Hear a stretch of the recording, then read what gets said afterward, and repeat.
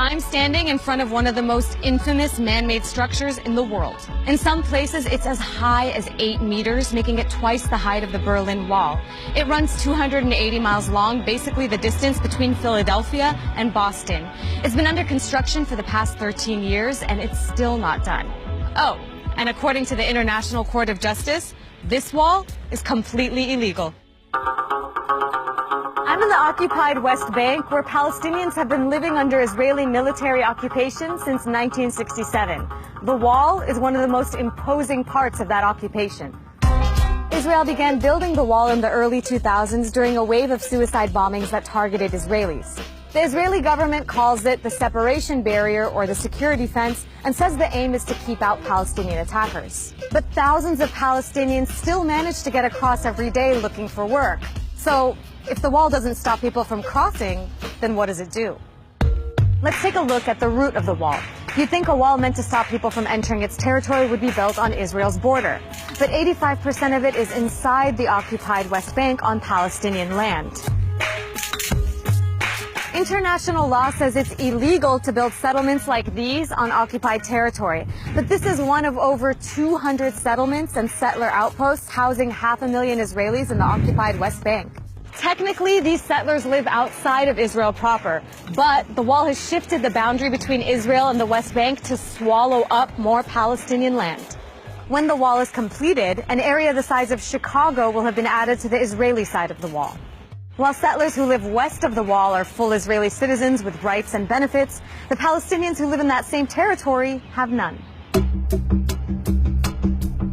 This is the village of Dab'a near Qalqilia. It's just one of many Palestinian villages that lost at least half of its land to the wall.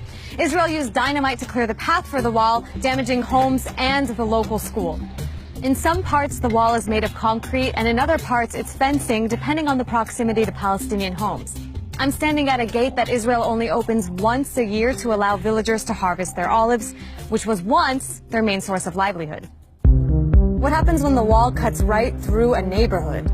This entire Palestinian village called Hizma has been walled off from the rest of Jerusalem, except for the homes of a couple of Palestinian families that got stuck on the Israeli side of the wall. And people here aren't even allowed to go visit their old neighbors. Hizma is technically part of Jerusalem, meaning it's on Israel to provide the villagers services like trash pickup and security. But it doesn't, and the villagers are basically forced to fend for themselves. You'd think the biblical city of Bethlehem would have a booming tourism industry. But here, you can find one of the clearest examples of how the wall has devastated the Palestinian economy. Many businesses have shut down and families have left. When it's completed, Bethlehem will be completely cut off from its agricultural land, its churches, and more. The wall, along with a series of illegal Israeli settlements, are physically strangling the city, and it can't expand. And because of the wall, most Palestinians coming from Bethlehem cannot take this road to nearby Jerusalem. You can only get through this checkpoint if you have a special permit, which most Palestinians can't get. So there you have it. This wall, a fixture of the occupation, has destroyed neighborhoods, strangled the economy, and illegally grabbed more Palestinian land. Palestinians call it the apartheid wall. And the question is, how long will it stand?